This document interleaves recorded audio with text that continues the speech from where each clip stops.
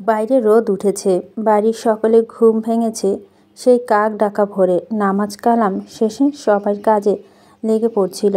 আজকে সুজনা বাপের বাড়ি, সবাই আসবে। বাড়িতে মেহমান নেহাত কম নয়। সকাল সকাল বাড়ি পরিষ্কারে লোকজনে চলে এসেছে।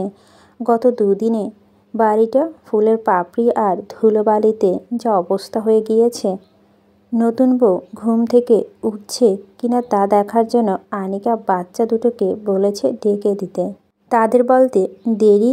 ওই ঘরে দরজার কাছে গিয়ে দরজা ধাক্কাতে তাদের দেরি নেই। দুজনই সর্বশক্তি দিয়ে দরজা ধাক্কাধাক্কি করতে করতে ডাকলো, সুজন দরজা খুলো, অভিক দরজা খুলো, তাড়াতাড়ি খুলো। তাদের ডাকাডাকির চোটে অভিকের চোখ ছুটে গেল।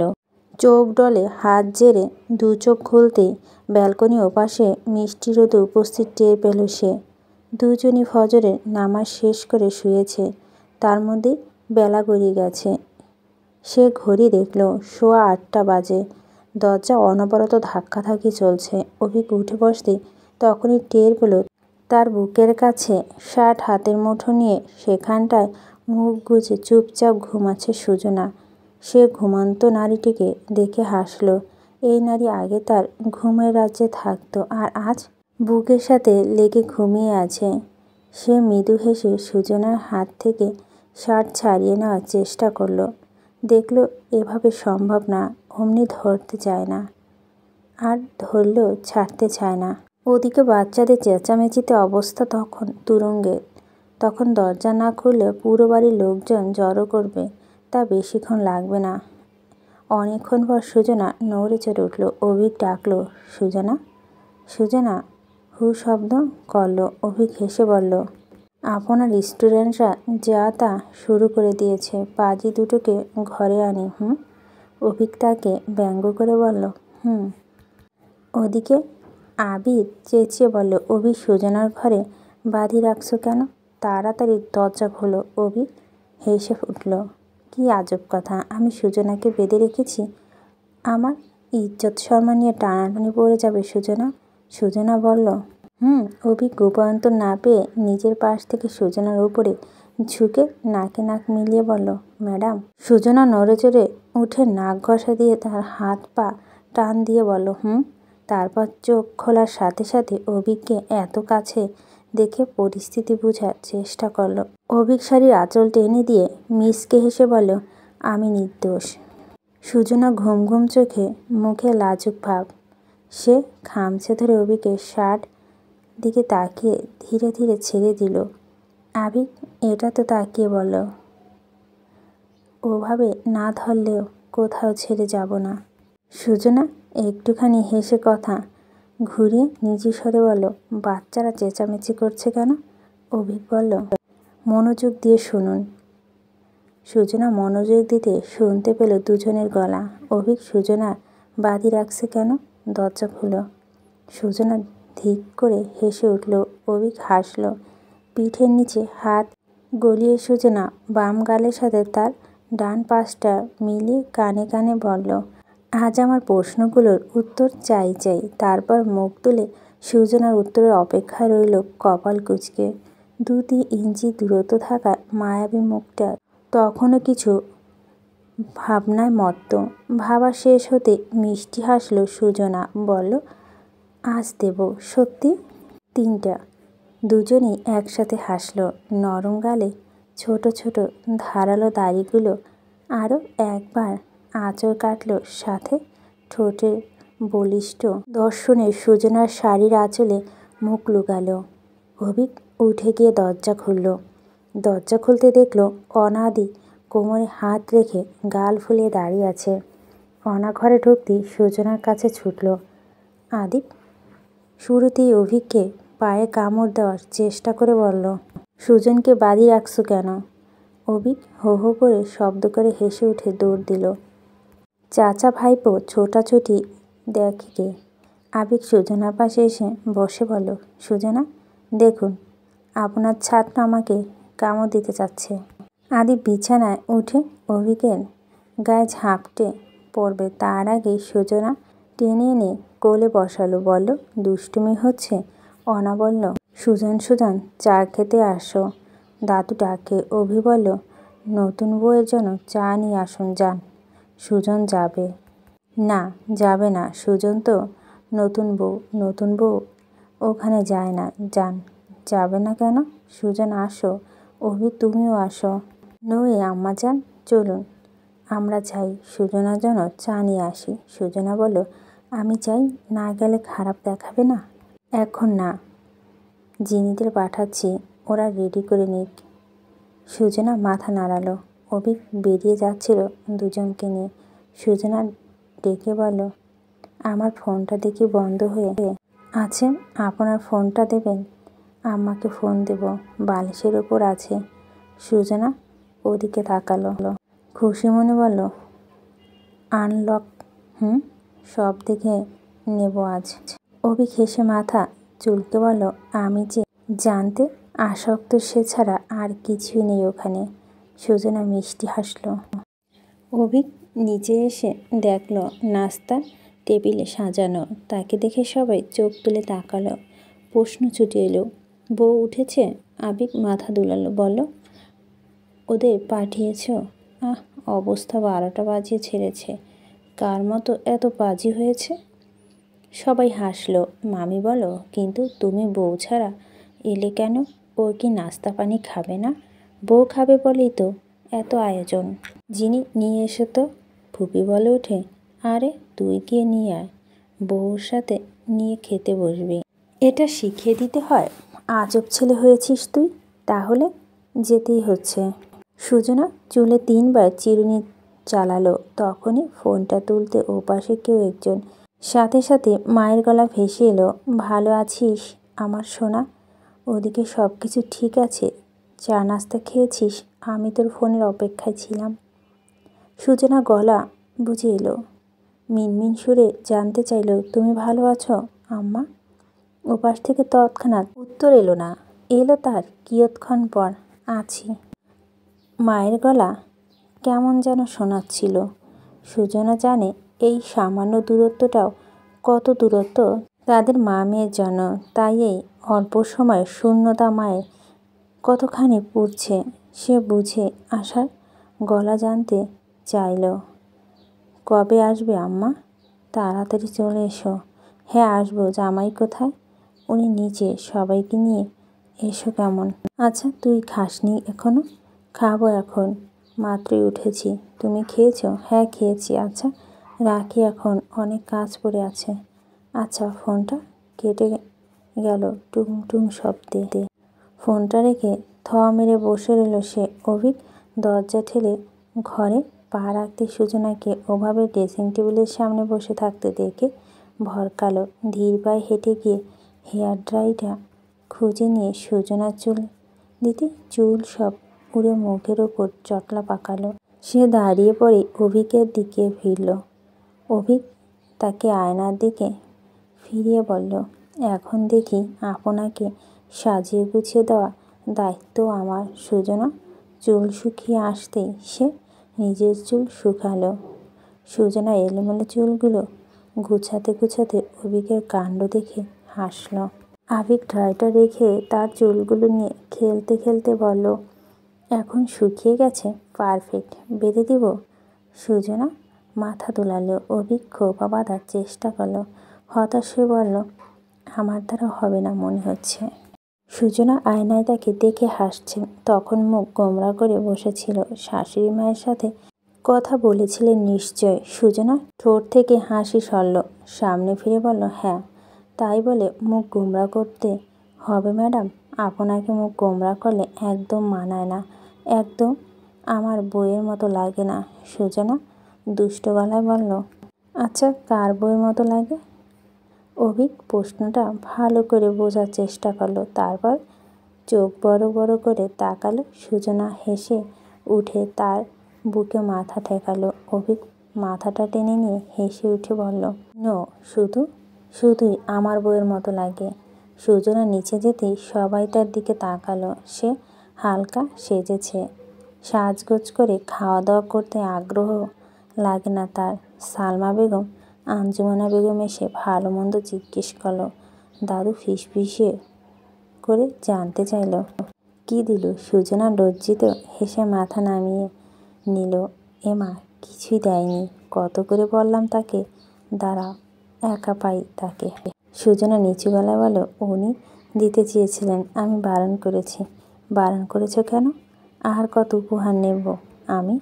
বেশি পেলে আবার হারিয়ে ফেলার ভয় হয়।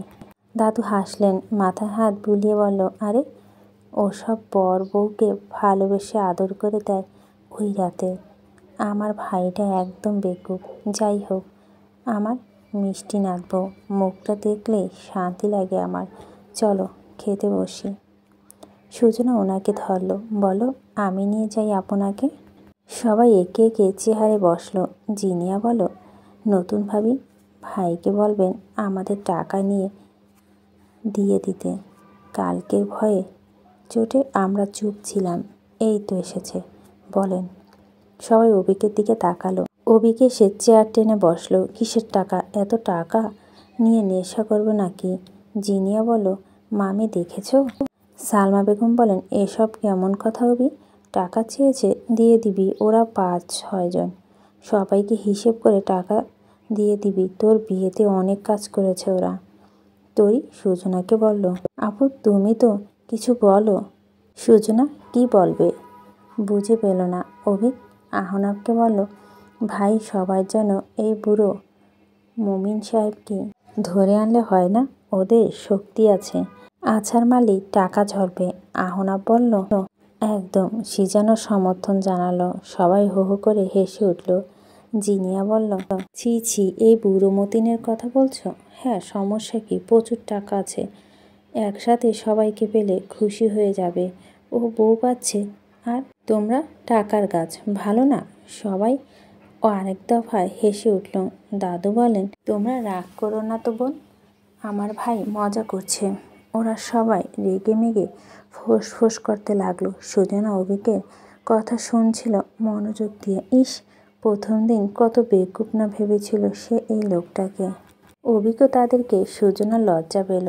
অভিক ভুরু নাচাতে সুজনা দুপাশে মাথা দুলালো। কিছু না। আজিম সাহেব বললেন, কি আজে বাজে ব্যাপার, সবাই মজা করছে আর নতুন বউ এখানে দাঁড়িয়ে আছে। এত আয়োজন তার জন্যই তো নাকি? আনিকা তাকে টেনে নিয়ে গিয়ে আবিকের পাশে বসিয়ে দিল। বলল, নতুন বউ ঠিক আছে, এই বাড়িতে তো নতুন না, এত লজ্জা পান কেন বুঝি না।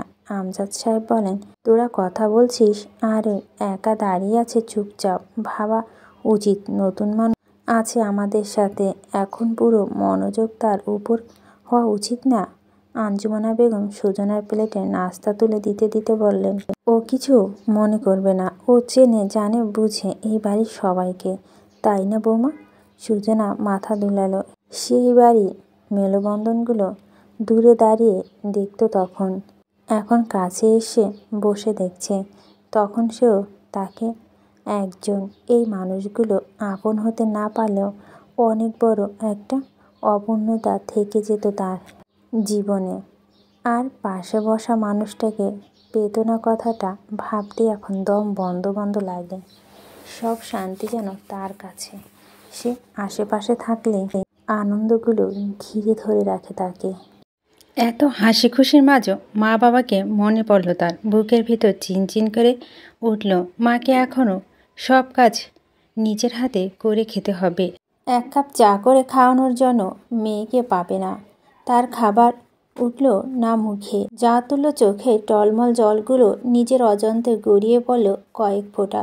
ওপাশ থেকে দ্রুত পায়ে ছুটে আসলেন আঞ্জুমনা বেগম। কন্যা সেনে সুজনার মাথা বুকে জড়িয়ে ধরে বললেন, আহা, মেয়ে খাওয়ার সময় এরকম করে কেউ? সুজনা ফোপানো দেখে সালমা বেগম উৎসুক হয়ে তাকালেন। বাকি সবাইরও নীরব হয়ে গেল।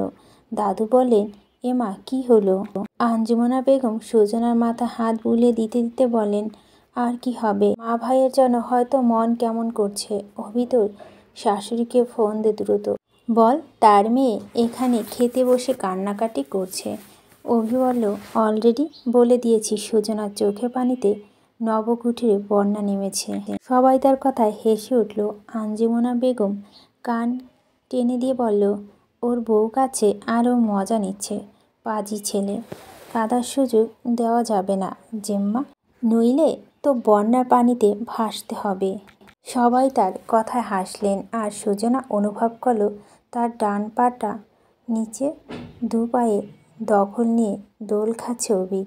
পুরো শরীর শিরশির করে কেঁপে উঠল তার। সুজনা অদ্ভুত চোখে তাকালো। অভিক চুপচাপ খেতে খেতে মিষ্কি হাসল। সুজনার মনোযোগ অন্যদিকে ঘুরিয়ে নেওয়াটা তার যেন 2 সেকেন্ডের ব্যাপার। সে মেয়েটাকে গত 1 বছর ধরে আগাগোড়া চিনে নিয়েছে। এতটা নিয়েছে যতটা চিনলে মেয়েটা দুঃখ পেলে তার মন কেমন করে। এই মন কেমন করাটা প্রথম দিকে সে স্নেহ বলে আখ্যা দিয়েছিল। তারপর বুঝেছিল এটা শুধু ছাত্রীর প্রতি স্নেহ নয়, বরং এটা খুব ভয়ঙ্কর মায়া। যে মায়ায় আটকে গিয়েছিল সে। তারপর আর কভু মনে হয়নি এই মায়ার জাল থেকে তার নিস্তার পাওয়া উচিত। সে আটকে থেকেছে এবং আটকেছে সুজনাকেও। 12টার দিকে সুজনাদের বাড়ির সবাই এলো। ওর চাচারা, চাচাতো ভাই বোন, ফুপো এবং ফুফাতো ভাই বোন, খালাতো ভাই বোন, দাদুও এলো। যদিও উনি তেমন হাঁটাচলা করতে পারেন না, সরিষাবাড়ি থেকে নবকুটি বেশ দূর নয়, তাই ওনাকেও নিয়ে এসেছেন সাজিয়া বেগম। সুজনা তখন ওর ঘরে ছিল। পার্লারের মেয়েগুলো তখন তার চুল বাঁধছিল। মা এসেছে শুনে তার ছটফটানি বেড়ে গিয়েছিল। পরে আনিকা সাজিয়া বেগমের ওপর ঘরে নিয়ে আসে। মা মেয়ের এত আবেগঘন মুহূর্ত কাটল সেখানে। মেয়ের ঘরে নতুন সংসার দেখে মন ভরে গেল মায়ের। যাক, এবার মরেও যেন শান্তি, অন্তত তিনি শান্তিতে থাকবেন এই ভেবে যে এই বাড়িতে কোনো দিন ভাতের অভাব হলেও শান্তির অভাব হবে না। ওনার মেয়েকে ভালোবেসে আগলে রাখা মানুষের অভাব হবে না। সাজিয়া বেগমের ডাক পড়ায় উনি ওই ঘর থেকে বেরিয়ে এলেন। পথে অভিকের সাথে দেখা মিলল। অভিক ওনার সাথে দেখা করার জন্য ছুটে আসছিল। দেখা হয়ে যাওয়ায় সালাম করে বলল, মেয়েকে দেখার পর মন নিশ্চয় ভালো খুব। আমার জামাই রাজাটা ভালো আছে তো? বন্যার পানি সেচে সেচে বেঁচে আছি। আহারে, আমি জানলে কলার ভেলা নিয়ে নৌকা বানিয়ে আনতাম। কত কষ্ট মাস্টার মশাইয়ের। অভিক হাসল, মাথা পিছনে হাত বুলিয়ে বলল, মেয়ের কুঁড়ে ঘরটা দেখা হয়েছে? দেখে নিয়েছি। সোনার ছেলের হাতে মেয়ে দিয়েছি না, তার কুঁড়ে ঘরটাই সোনার ঘর, সোনায় বাঁধা। অভিক চমৎকার হাসল, বলল, শাশুড়ি মায়ের সাথে আমার অদ্ভুত একটা কানেকশন আছে। এত ভাবের মিল হয় কি করে? একদম ওই যে বললাম আমার বাবা করিমুল্লাহ সর্দার, আমি যেন আমার বাবাকেই দেখছি, যাকে আমি 2 চোখ বন্ধ করে ভরসা করতে পারি, আস্থা রাখতে পারি। আমি জানি আমার পর সুজনা একদম সঠিক একজন অভিভাবক পেয়েছে, যে তাকে আগলে রাখবে। এমন নিখাত মনের মাতৃসম মানুষটার বিশ্বাস আর ভরসার স্থল হতে পেরে অভিকের গর্ব হলো, আনন্দ হলো। সাজিয়া বেগম মাথা হাত বুলিয়ে দোয়া করে দিলেন, আমার জামাই রাজা 1000 বছর আয়ু হোক, নাতির ঘরে পুতি আর পুতির ঘরে নাতি দেখা সৌভাগ্য হোক। অভিক সশব্দে হেসে উঠল। সাজিয়া বেগমও হাসলেন। সুজনার বন্ধু বান্ধবরা সবাই এলো বেলা 2টোর দিকে। সুজনা তাদের উপর ভীষণ রেগে গিয়েছে, বলেছে তাড়াতাড়ি আসতে, এসেছে 2টোর দিকে। তার রাগ করা দেখে আহির বলল, এই শালি দুটো সাজতে সাজতে দেরি করিয়ে ফেলছে। আমাগো দোষ নাই, স্যারের বউ। শান্তা চোখ গরম করে বলে, আচ্ছা তোরা এসেছিস কয়টা? 1:30 এসেছিস, আমরা আর আধ ঘন্টা পর রেডি। নিজেরাই তো দেরি করে আসছোস। মেহুল বলল, জানু রাগ করিস না, তোর ছেলে পুলে আকিকায়, তাড়াতাড়ি আসুম। সুজনা বলল, বেয়াদব। সবাই একসাথে হে হে করে হেসে উঠল। সুজনা জাইনকে বলল, তোর বোন কোথায়? আমার বোন নিহাত, ওকে বলছিস? ও কিছু বলে নাই। নিখিল বলল, দাওয়াত করছি, ব্যাস, আসলে আসবে, না আসলে নাই, দ্যাটস ইট। সুজনা মন খারাপ হলো, বলল, ও এলো না? কত করে বললাম ক্লাসে দেখা হলে দেখে নেব। শান্তা বলল, হ্যাঁ ভালো কথা, ক্লাসে কখন থেকে জয়েন করবি? ইয়ে মানে বটতলিতে আবার দেখা হবে নাকি? স্যার মানে তোমার বরের সাথে যাবা? সুজনা বাকিদের দিকে তাকিয়ে বলল, পাগলের মতো কথা বলিস, আমি কেন ওনার সাথে যাব? তাহলে ঠিক আছে দোস্ত, তোর আজ রানী রানী লাগতেছে। আহা, আমগো স্যারে দেখলে? সুজনা হেসে বলল, ফাজলামি রাখ। শান্তা ঘরটা ঘুরে ঘুরে বলল, স্যার দেখি ভীষণ শৌখিন মানুষ। আচ্ছা, বইও পড়ে? জানুরে তোর বই বই করা লাগবে না। সুজনা বলল, ঘরে জিনিয়া উকি দিল। তার পরনে লেহেঙ্গা। আজ নতুন ভাবির সাথে ওরা ননিদিনী মিলিয়ে লেহেঙ্গা পরেছে। সবার নজর ওর দিকে গেল। ও বলল, ভাবি নিচে একজন এসেছে, আপনার বান্ধবী, নিয়ে আসি?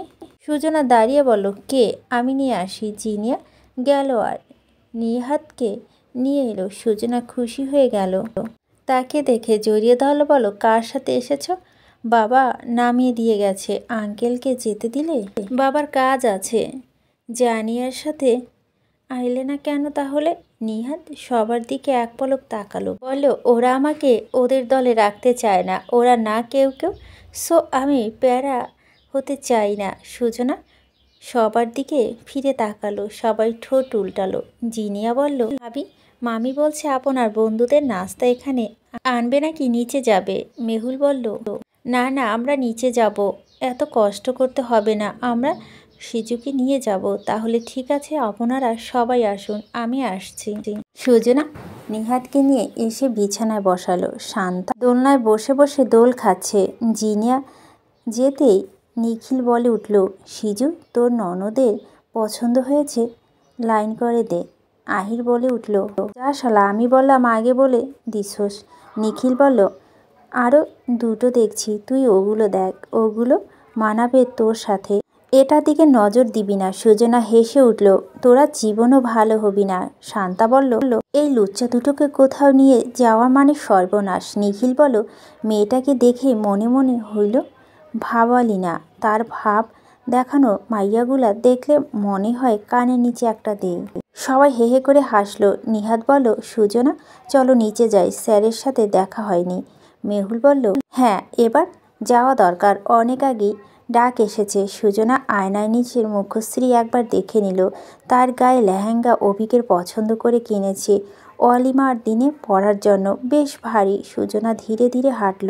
ঘর থেকে বের হতেই ননদের দল ছুটে এলো। সবাই আহির আর নিখিলের দিকে তাকাতেই ওরা দুজন হেসে উঠে দ্রুত প্রস্থান করল। বউ আসছে শুনে আগত মেহমানরা তাকালো। সুজনা দু চোখ যাকে খুঁজছে সে দূরে দাঁড়িয়ে, বুলুরাঙা সুটপুট পরা, গোছানো, ফিটফাট, মুখে একরত্তি হাসি রেখে কথা বলেই যাচ্ছে। সুজনা চোখ সরিয়ে নিল, দূরে থাকুক কিন্তু কাছে, তাও ভালো।